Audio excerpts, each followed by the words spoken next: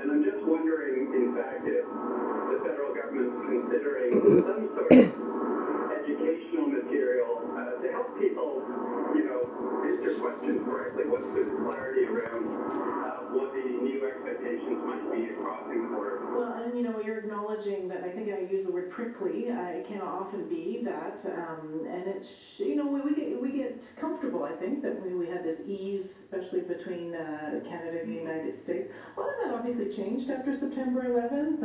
I've first sometimes forgotten my passport. Oh, you need the passport, so even on a little day trip, if you're close to the border, you need to have these documents handy. It's not just enough to just zip across like once upon a time. Sonia, I think you're calling us from Pennsylvania. Hello. Yeah, hello. Hi. So do you still tell us your story and what your experience is with crossing the border these days? We haven't recently crossed the border, but we are anticipating a quick trip up to Niagara Falls. My husband and I are Canadians, and we moved to Pennsylvania just over 10 years ago. We have 2 kids who travel on American passports, and we still travel on Canadian passports as we are Canadian citizens. And it's been so easy.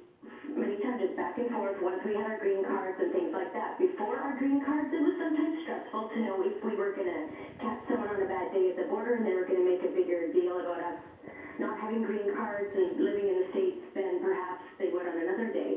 And so once we got green cards, the stress was gone. Since there has started being this problem in the last 3 weeks, it's added more stress to me.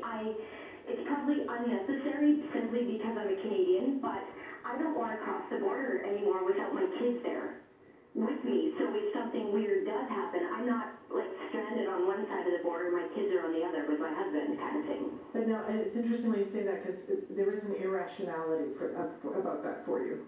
Absolutely, and I know it's irrational, but it's still there. And I talk about it with friends, and they're like, "Yeah, I get it. I would probably think the same way as well." Yeah. Not to put some fear into you, but I don't know that that's entirely an irrational fear.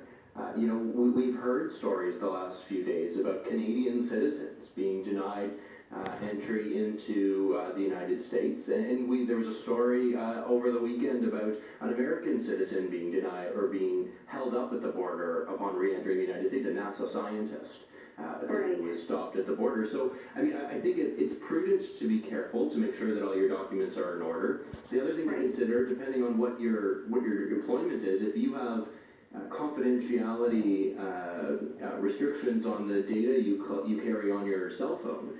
One of the new practices that the American border guards are using more often than they have in the past, even though they've had this power for a while, is to demand your passwords to your cell phone. A lot of people carry their lives around on their cell phones, and so we've heard about people getting second phones, getting old style flip phones that don't have their Facebook and their email and all their data on it, because you could potentially see your data being copied. Well, I want you to linger there because I used a little bit of the voice of this teenager who was stopped, and I heard him say that they asked for the phone and the password, so you have to actually give that to them. You can't so that part of it isn't quite as clear. Whether you can say no or not is I think a question, but if you say no, you're certainly going to be held up. You're certainly going to be asked for questions.